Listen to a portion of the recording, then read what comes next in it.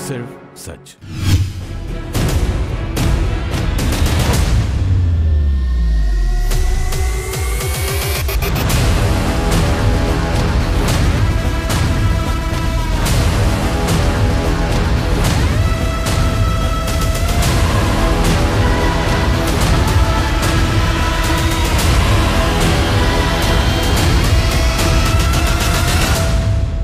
नमस्कार, मैं Kashinath the Trikal media में आपका स्वागत है। हम कैंट क्षेत्र में जो ज़मीनों को लेकर बंदरमाट करने की मंशा केंद्र सरकार के मन में आ गई है, उस मुद्दे को लेकर किसानों और बंगलों के बीच भ्रमण कर रहे हैं और जान रहे हैं कि ये समस्या है क्या। जिस तरह से ब्रितानी हुकूमत ने इस कैंट एरिया को बसाया, यहाँ के लोगों को मदद की और अपने साथ रखा, उसके बरखिलाफ़ मौजूदा सरकार जो है एक एक्ट लाकर और उसके साथ ही रूल भी बनाकर, जबकि पहले एक्ट बनना चाहिए उसके बाद रूल गठित किए जाने चाहिए, उसको दरकिनार करके अपनी मंशा से कुछ चंद पूंजीपतियों के लिए यहाँ की बेशकीमती ज़मीनें औने पौने दामों पर बेचने के लिए तैयार है।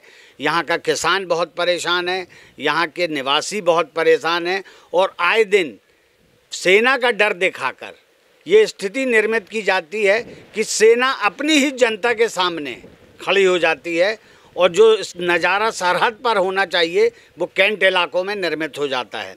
इन तमाम सवालों के साथ हम कैंट के किसानों से मिलते हैं और उनसे सवाल करते हैं। आज इस कड़ी में हम दोबारा आए हैं यहाँ किसानों और यहाँ की आबादी के बीच में, यहाँ के लोगों के बीच में। हम ये जानना चाहेंगे आपसे सबसे पहले द्वारका जी कि यहाँ पर जो आबादी है वहाँ किसानों की कितनी है, उनके परिवार की जो कुल आबादी कही जाए तो कैंट क्षेत्र में लगभग कितनी होगी? वर्तमान में किसानों की आबादी लगभग 40,000 है, बाल बच्चों सहित उनके, जो कि कृषि भूमि पर पूर्ण रूप से आश्रित हैं और उसी पे अपने परिवार का पूरा पालन पोषण करते चले आ रहे हैं। कम से कम 40,000 की आबादी है जो पूर्ण रूप से कृषि कार्य पे आश्रित है। अगर इन्हें हटाया जाता है और कल को किसी कार्य रोजगार की आवश्यकता पड़ती तो इनके पास ऐसी आजीविका चलाने के लिए कैसे साधन होंगे, किस तरह के?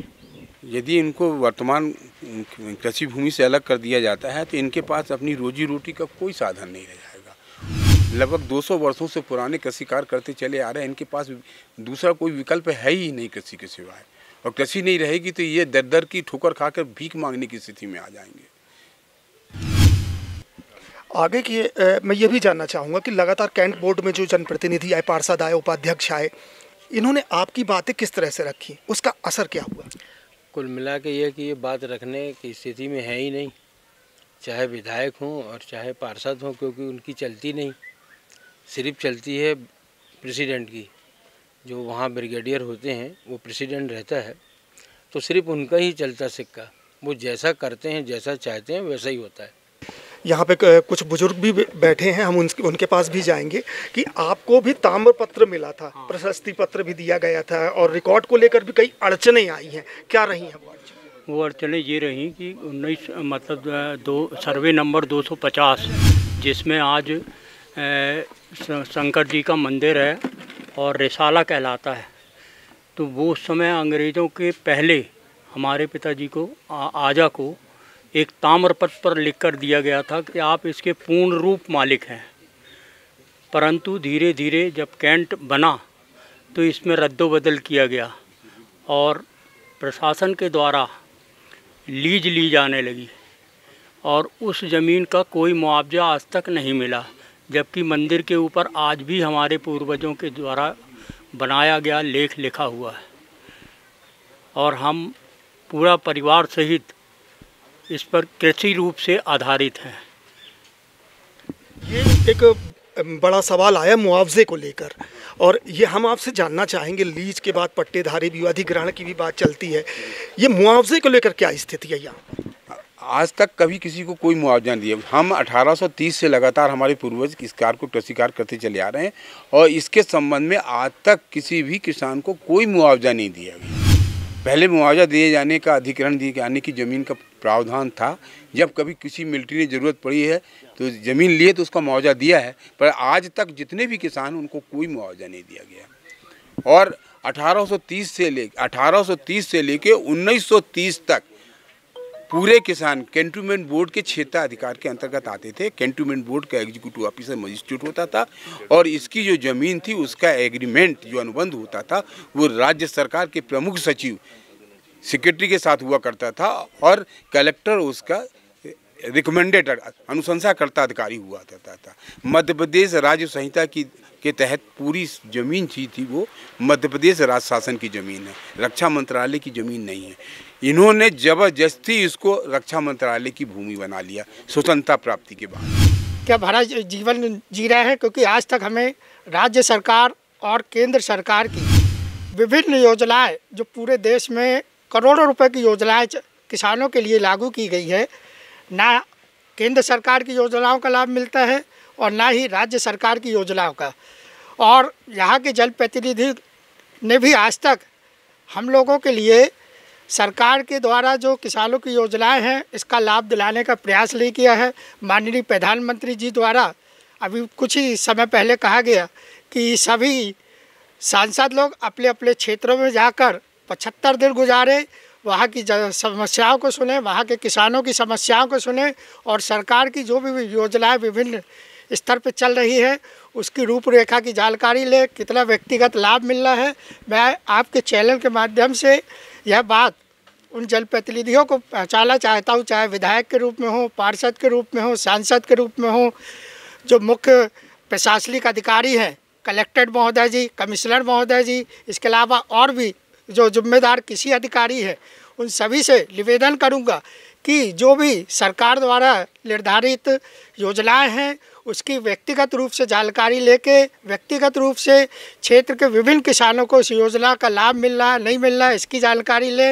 अभी तक हम लोगों को प्रधानमंत्री सम्मान निधि योजना का जो लाभ 2018 में किसानों को दिया गया है उसकी भी कोई योजना का लाभ नहीं दिया जा रहा है। जो 6,000 रुपये साल की आर्थिक सहायता दी जा रही है, मुख्यमंत्री माननीय शिवराज सिंह जी द्वारा 4,000 रुपये की जो किसानों को सहायता राशि की योजना मध्य प्रदेश में भी लागू की गई है, वो सिर्फ सरकार की योजनाएं मीडिया में, चर्चाओं में, अखबारों में चलती है, लेकिन किसानों के पास व्यक्तिगत रूप से अभी तक नहीं पहुंची। वरिष्ठ पत्रकार रविंद्र दुबे जी के पास जाएंगे। सर, बहुत सारी समस्या है लीज की, पट्टे की और वोटर लिस्ट से नाम कटता है इनको, केंद्र सरकार राज्य सरकार की योजनाओं का कोई भी लाभ नहीं दिया जाता है।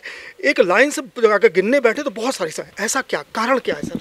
देखिए, यहाँ जो सुन रहे हैं हम लोग लगातार बातचीत कर रहे हैं उससे समझ में आ रहा है कि यहाँ जो कैंटोनमेंट बोर्ड में है वहाँ एक अपन कहते हैं कि वहाँ कैंट उपाध्यक्ष होता है, पार्षद होते हैं, तो ये मात्र दिखावे के हैं पार्षद हैं जो जन समस्याओं को निपटा नहीं पा रहे हैं। यहाँ बताया जा रहा है कि भाई जिस तरीके से कैंट के पार्षद या जनप्रतिनिधि वहाँ समस्या लेकर कैंट बोर्ड में जाते हैं तो वहाँ का चेयरमैन ही सब कुछ होता है और बहुमत अधिकारियों का है। तो ये जो जनप्रतिनिधि कानून है उसकी भी अवहेलना यहाँ पर हो रही है और जनप्रतिनिधियों की वहाँ बोर्ड में कोई हैसियत नहीं है। संविधान के शेड्यूल 7 में ये प्रावधान किया गया है कि कैंट बोर्ड को भंग कर देना चाहिए और कैंट बोर्ड को भंग करके या नगर पालिका या नगर निगम में इसको मर्ज कर देना चाहिए। जहाँ जहाँ कैंट बोर्ड है उनको भंग करके नगर पालिका में मर्ज कर देना चाहिए। और जो लैंड है, जिस तरीके से नगर निगम में राजस्व विभाग में नजूल की भूमि है या जबलपुर विकास प्राधिकरण में जमीन अधिग्रहण करने के बाद लीज पर लोगों को दी गई है ज़मीन और लीज रेंट लेकर लोग रह रहे हैं, इस तरीके का प्रावधान यहाँ पर होना चाहिए। देखिए, ये बाहर हमारे देश के वासी हैं, 200 साल से रह रहे हैं और इनके जीवन स्तर बहुत ही अभी कहना चाहिए निम्न मध्यम वर्गीय परिवार हैं। कई तो गरीबी रेखा के नीचे जीवन जी रहे हैं और आज भी रोज़ कमाने रोज़ खाने वाले हैं। तो सरकारों को तरफ कभी ध्यान नहीं दिया गया। हम ये सोचते हैं कि जिस तरीके की डिफेंस लैंड पॉलिसी बन रही है तो इसमें उनके जीवन स्तर सुधारने की बात होना चाहिए और इनको उचित मुआवजा के साथ इनको ज़मीन का अधिकार मिलना चाहिए। सरकार लीज रेंट ले ले, सरकार इनको पट्टे दे दे ज़मीन का, कुछ जैसे जबलपुर विकास प्राधिकरण करता है कि भाई ज़मीन का अधिग्रहण किया और डेवलप प्लाट करके 20% किसान को प्लाट दे देते हैं। तो यदि ये सब जरूरी है तो इनके जीवन हक के बारे में भी सरकार को सोचना होगा, यही उसका अंतिम हल है। बहुत सारे जनप्रतिनिधि आए गए, सब ने कुछ ना कुछ मांग रखी होगी। ऐसा नहीं हो सकता कि विधानसभाओं में बात नहीं गई हो, लोकसभा में या राज्यसभा में इन बातों का ना उठाया गया। लेकिन देखिए, जब जिस चीज़ का अपन कहते हैं कैंट यानी सेना जब आ जाती है तो बहुत सारे अधिकार सेना के रक्षा मंत्रालय के अधीन चले जाते हैं और बहुत सारे जनप्रतिनिधि इसलिए चुप हो जाते हैं कि साहब उन्हें कैंट एक्ट के बारे में बहुत सारी जानकारियाँ नहीं है, कैंट के बारे में जानकारियाँ नहीं, और सेना के अधिकारी अब उनका आप जानते हैं कि उनका अपनी मुर्गे की 1.5 टांग लेके बैठ जाते हैं, वो सिविल को सिविलियन नहीं मानते हैं। और सिविल और डिफेंस में आज हर जगह जहाँ कैंट बोर्ड है वहाँ इस तरीके के विवाद होते रहते हैं। तो सेना के अधिकारियों की एक कमेटी बनाना चाहिए और जनप्रतिनिधियों को भी उसमें शामिल करना चाहिए, जिससे इन समस्याओं का हल हो सके। ये अब समस्या जो विकराल होती जा रही है, यदि ज़मीनों का अधिग्रहण नहीं किया गया, उनको मुआवजा नहीं दिया गया, तो देश के 62 कैंट बोर्ड में रहने वाले लाखों लोगों का हित होगा।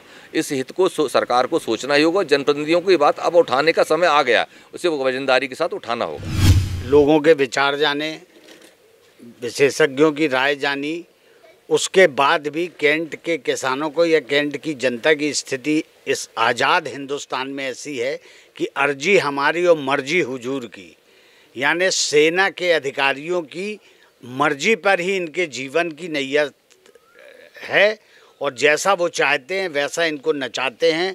ये आज़ाद भारत के लिए बड़े दुर्भाग्य की बात है कि कैंट के बासिंदों को या तो देश की जनता नहीं माना जाता, उनके वोटिंग राइट छीन लिए जाते हैं, या फिर उनको कभी भी बेदखली के दौर में खड़ा कर दिया जाता है। कैंट क्षेत्र की जनता के हित में उसकी लड़ाई में शामिल होने के लिए आप त्रिकाल मीडिया को सब्सक्राइब कीजिए, लाइक कीजिए और अधिक से अधिक लोगों तक पहुंचाइए, ताकि ये आवाज़ जो है सरकार के कानों तक पहुंच सके। सिर्फ सच।